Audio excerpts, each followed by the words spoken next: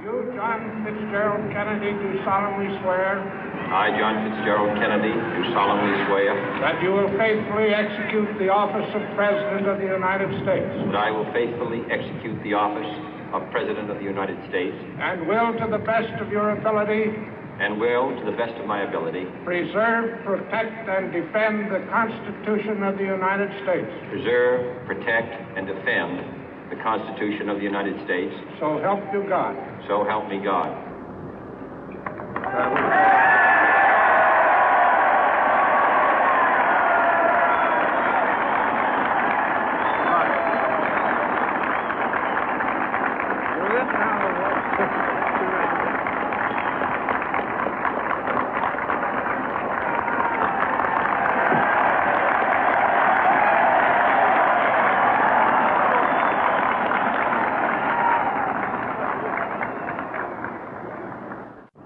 Vice President Johnson, Mr. Speaker, Mr. Chief Justice, President Eisenhower, Vice President Nixon, President Truman, Reverend clergy, fellow citizens.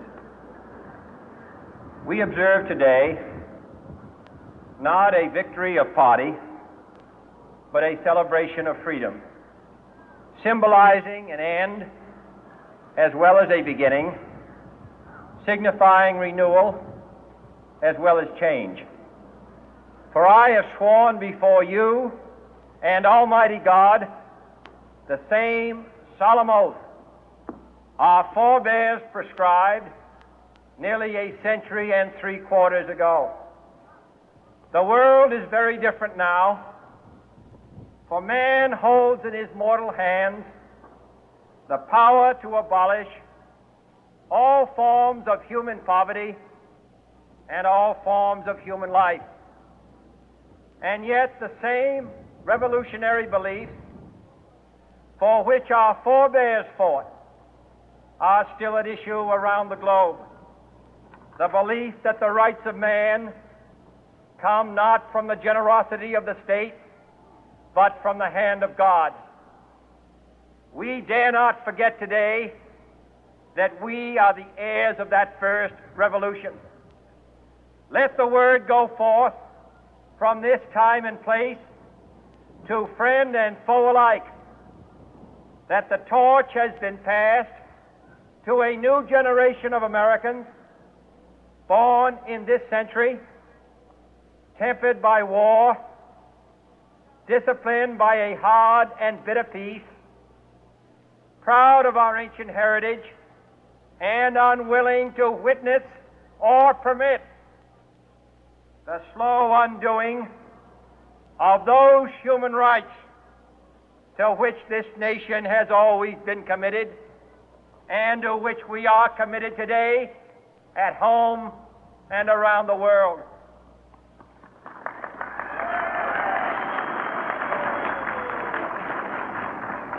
Let every nation know, whether it wishes us well or ill, that we shall pay any price, bear any burden, meet any hardship, support any friend, oppose any foe to assure the survival and the success of liberty.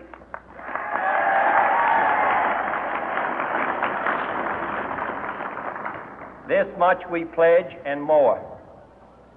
To those old allies whose cultural and spiritual origins we share, we pledge the loyalty of faithful friends. United, there is little we cannot do in a host of cooperative ventures. Divided, there is little we can do, for we dare not meet a powerful challenge at odds and split asunder. To those new states whom we welcome to the ranks of the free, we pledge our word that one form of colonial control shall not have passed away, merely to be replaced by a far more iron tyranny. We shall not always expect to find them supporting our view, but we shall always hope to find them strongly supporting their own freedom, and to remember that in the past, those who foolishly sought power by riding the back of the tiger ended up inside.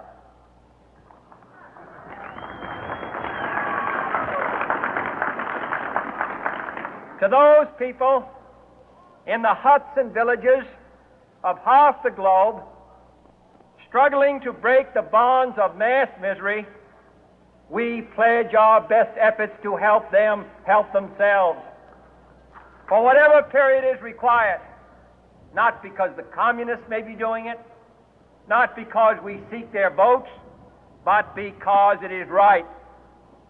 If a free society cannot help the many who are poor, it cannot save the few who are rich.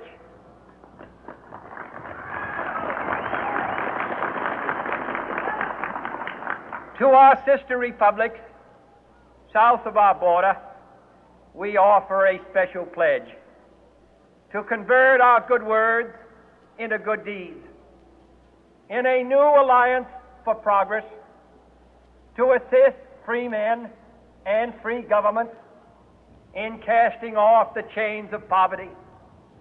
But this peaceful revolution of hope cannot become the prey of hostile powers. Let all our neighbors know that we shall join with them to oppose aggression or subversion anywhere in the Americas. And let every other power know that this hemisphere intends to remain the master of its own house.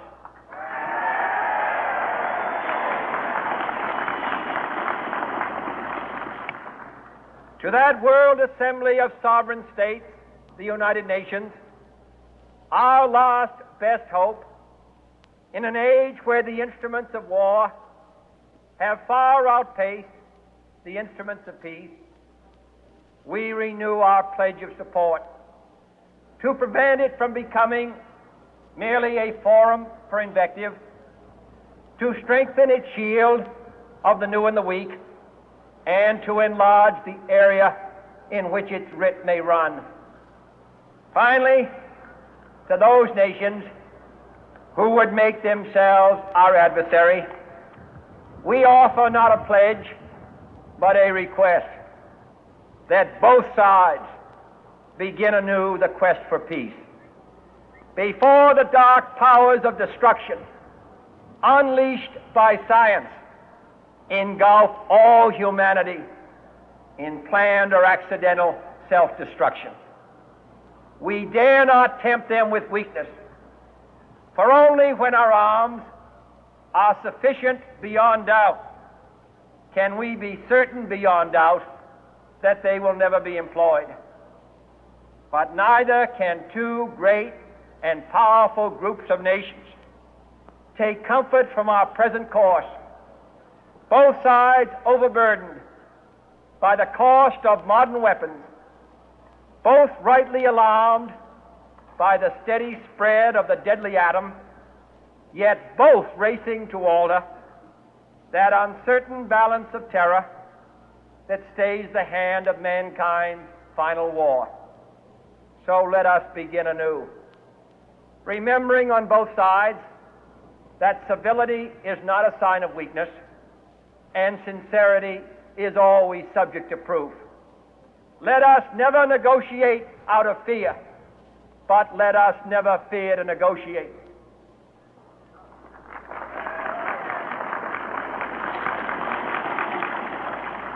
Let both sides explore what problems unite us, instead of belaboring those problems which divide us. Let both sides, for the first time, formulate serious and precise proposals for the inspection and control of arms, and bring the absolute power to destroy other nations under the absolute control of all nations.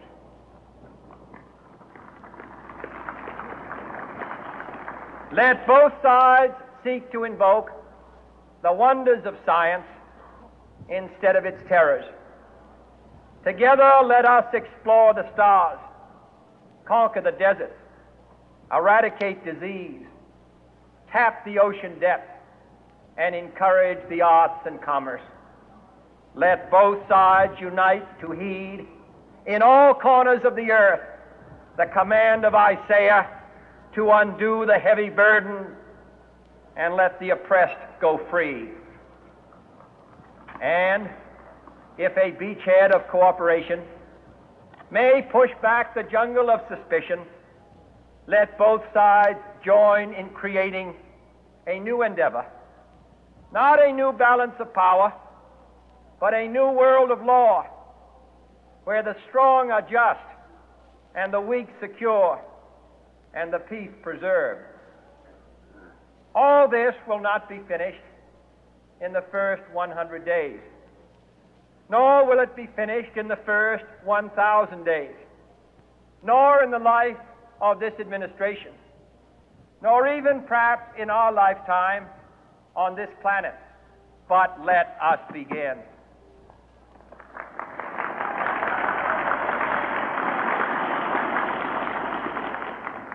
In your hands, my fellow citizens, more than mine, will rest the final success or failure of our course.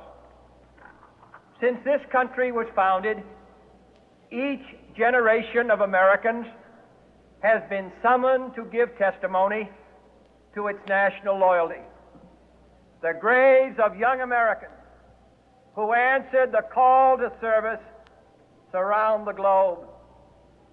Now the trumpet summons us again, not as a call to bear arms, though arms we need, not as a call to battle, though in battle we are, but a call to bear the burden of a long twilight struggle, year in and year out, rejoicing in hope, patient in tribulation, a struggle against the common enemies of man, tyranny, poverty, disease, and war itself. Can we forge against these enemies a grand and global alliance, north and south, east and west, that can assure a more fruitful life for all mankind? Will you join in that historic effort?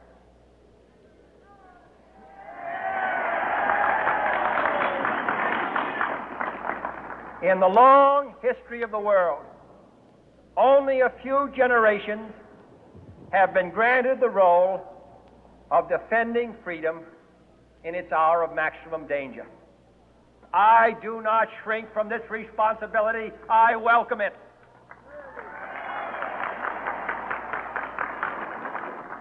I do not believe that any of us would exchange places with any other people or any other generation. The energy, the faith, the devotion which we bring to this endeavor will light our country and all who serve it. And the glow from that fire can truly light the world. And so, my fellow Americans, ask not what your country can do for you. Ask what you can do for your country.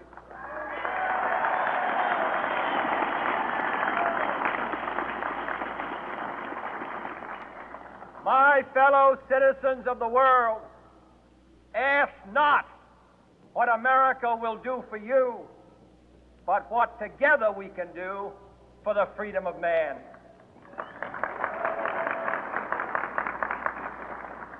Finally, whether you are citizens of America or citizens of the world, ask of us here the same high standards of strength and sacrifice which we ask of you. With a good conscience, our only sure reward, with history the final judge of our deeds, let us go forth to lead the land we love, asking His blessing and His help, but knowing that here on earth God's work must truly be our own.